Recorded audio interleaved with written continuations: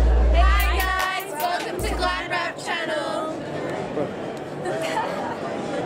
GladrapChannel, you're with Chris Monin. Thank you very much for coming down to meet us. No problem. Yeah, so how you doing? Good, thank you. Good. So Chris, you've been around the boxing game for a while, so just why don't you start off by telling the people just a little bit about yourself, where you coach?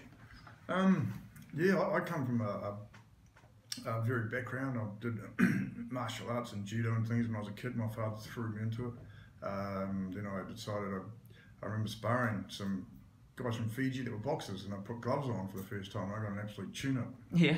So I realised I'm lacking something here. So then I started training in boxing, got a book and amateur box, had a few fights and Then just I was always looking for different forms of combat and the way to, the different aspects of it and try to pull things from it that were very good. Then I went to Thai boxing and I trained in that for quite many years, and martial arts tournaments, went in there and fought in those point tournaments.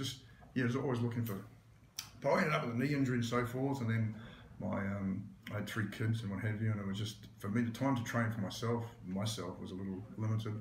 So I decided to, I just started helping out and coaching a little bit, and just sort of realised I had the ability to communicate and break things down a little bit and work with people, and just sort of went from there. So, have you known Joseph Parker for a while? Like, do you remember him as a young kid? I remember him 15, 16 in the ring, banging it out and going away. I actually, some people might know, I trained Joseph for his first professional fight. Really? Against Dean Gunsway. It was at the Sky City Casino on the Shane Cameron Monty Barrett undercard. Okay. Yeah. So I worked. Well, I came in with. I did a bit of negotiating with Bob Jones, but it was. I came in probably about 3 or 4 weeks out from the fight, and helped him out. Did some work with him. So did you recognize his potential back then? Oh yeah, Joe had good speed, and always naturally quick. I could see that in the right hands that he could go. He could go places without a doubt. Didn't he get the KO in that fight? He stopped him. I think first or second round he stopped him. Yeah. Wow. Okay. Dean's a tough guy. I mean, a lot of the guys up and coming sort of would fight Dean, and Dean would always give a good account of himself. Tough man, but it was a good pro debut for Joseph, and he did what he's supposed to do. Did he go through like a string of trainers? Did he after you? Like, did he go straight to Kevin Barry? Or? Well, he was quite happy actually at the time. He sort of went after that fight, went around and introduced me as his trainer. But I think through different things and connections and what have you, they decided to send him to Vegas. So that is what it is. That's the way it goes. So now, obviously, the big mega fight. In Cardiff against Anthony Joshua. So I'm kind of keen to hear your analysis on this. So what do you think of Anthony Joshua? What are his strengths? Well, you got to hand it to Anthony. I mean, he's a bit of a knock around when he was younger. But what he achieved, he literally got out of jail. And in 4 years, he won the European Championship and the Olympic gold medal. That's when 2012. In 4 years, he started boxing.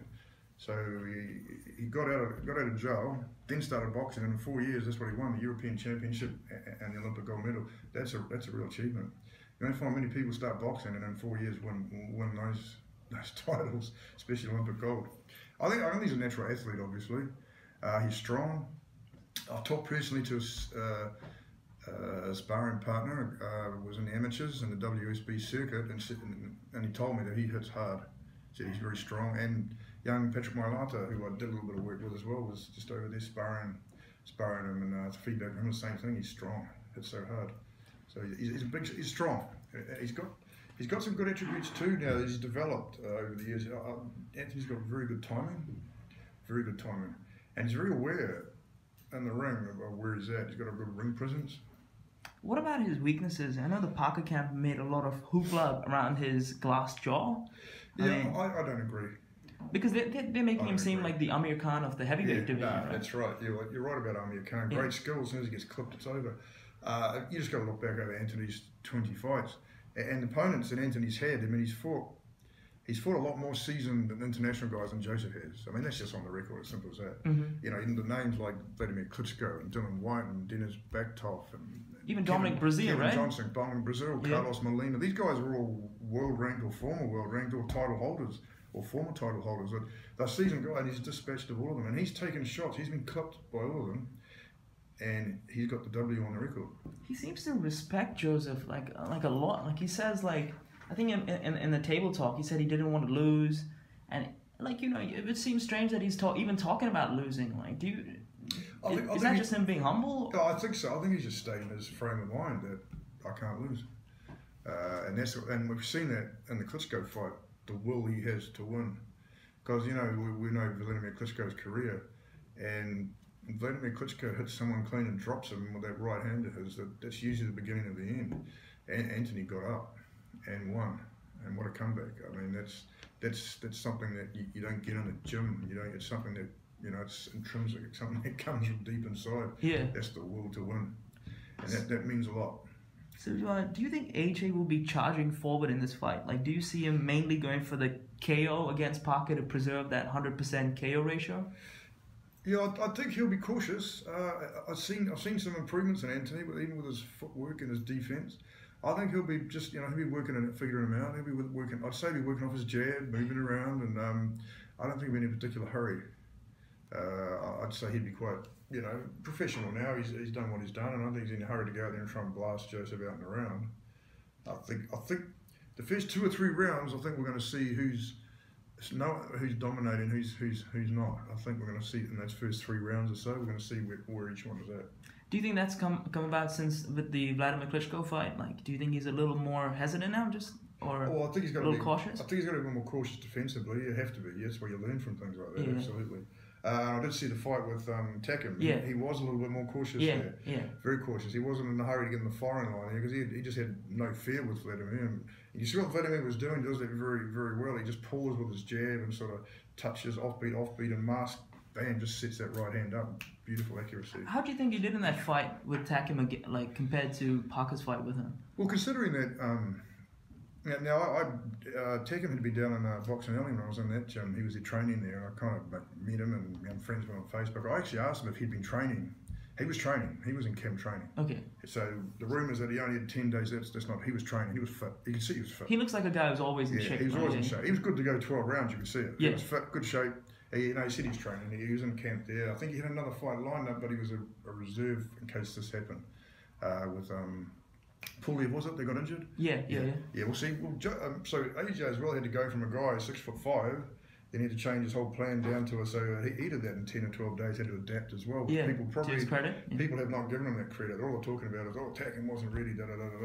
Takim's a tough competitor for anyone. I mean, he's a tough man. I thought AJ won every round, and he dominated. He kind of looked like he was only getting work, you know what I mean? But he did. People moaned about the stoppage. I don't moan about the stoppage. Takim had lost every round. He's cut over both eyes. I mean, the doctor had looked at him twice. Round 8, round 9, said something to the ref, and then he'd been dropped too. And then Anthony had him going as well in the 10th. I mean, what do you do with a Tack was my fighter? I wouldn't have any complaints. You want the man. He wasn't going to win. He hit AJ, once again, talking about the chin, he hit AJ clean with some shots, and AJ just smiled at him. Even the headbutt as well, right? Yeah, all that stuff. AJ got his nose tweaked in that second round? Second round, I think, yeah. So I thought, all in all, it was a learning fight for AJ. He was coming on, though. This talk of him gassing, I don't rely on that. He's finished guys, round 10, round 11, round 6. He comes on. He came on, didn't he? Yeah. He had him going, so I don't see a gassing problem with AJ. Yeah, because even the way he finished Dominic Brazil, right? I mean, and that guy beat Izu. Yeah, he knocked Izu out. Yeah, he got up and knocked Izu out. That's that seasoning that these guys have. That Brazil got dropped and he got up and put Izu away. I think Izu was kind of shocked by that because he's strong and an athletic guy, Izu. So. Hey. But Parker's fight with Takim was a little more competitive, right? It was close. Yeah, it was a close fight, right? I'd even suggest if that was, say, over in Europe, that could have been an interesting decision. Yeah. But it was still a good learning curve for Joseph. Well, Joseph showed some of the aspects of what he's got with his hand speed and his durability. So another good learning fight for Joseph. So you know how you said Joshua was a late starter to the sport. So he started boxing in 2007 when he was 18, and then Joseph Parker started boxing at 8, right? Yeah. Well, legally you can't get an amateur book till you're 10. Yeah. To be competitive. But yeah, I think the family and that Joseph was hitting things and fooling around with boxing as a kid. His father had him into it and was grooming him to. Do you think that gives him like an edge? Like, do you think that gives him a little more experience? Or well, I guess if you look at the number of fights, I guess AJ had more amateur pedigree. Yeah. Had more fights too in the amateurs. So I don't know. Maybe I don't know. It's hard to say when you look at what AJ's achieved, I guess, in a short time. But possibly, I mean Joseph's been around a long, I say that. It's been part of his psyche and his mindset longer than Anthony, yeah, absolutely. What about that Joshua is a gold medalist at the 2012 Olympic Games, and then Joseph Parker didn't make the cut, you know? No. What about that? Well, I guess you're looking, and I guess it we've seen through the pro career, it's just, at that point, they were at two different levels, weren't they? It's just simple as that. The stats and the results speak for themselves. But as Joseph's developed as a professional, he's a WBA world champion, so he's made good and come through and done what he had to do. Can you talk a bit about Parker's strengths? Yeah, obviously, everyone knows his speed. Yep. His hand speed is very good, and he appears. I mean, he appears like he can take a shot, durable that way as well. And he appears like he'll go the distance and he'll stay in there doing what he needs to do to win. So you see that he's been 12 rounds, 3 times? Possibly, yeah. Yeah, two or three times he's done the distance. So yeah, the thing with this fight is that those aspects there with the speed and the durability and his willingness to hang in there, that in a heavyweight division, that's one of those factors where Joseph could cause the upset. What about his chin? You know, he had that perforated eardrum that he suffered in the Nascimento fight. He got the bad cut against his left eye against Afa Tatupu. Can he take the onslaught from AJ? That's what we've yet to be seen. Yeah. I mean, respectfully, he's probably never been in with a guy this strong and a known banger, you know, and a known banger and with his pedigree either. So that's what makes this fight interesting, because there's those unknowns. And that's what keeps us all looking. Yeah, so that's what the world is going to watch, and us here in New Zealand are going to watch to see these unknowns and see how it all unfolds. So how do you see this fight most likely playing out? It's been on paper and the odds makers and everything. AJ has to be the favourite. Yeah. Absolutely. You know, we can't think otherwise. You probably don't really following boxing or following each one's career. But that's the thing in these heavyweight fights. The upsets are caused a lot, and Joseph is more than capable to be able to cause the upset. Defensively, he's got a few issues here and there. Joe's not that hard to find sometimes, and that's part of his makeup, that he's kind of fearless like that. He likes to fight.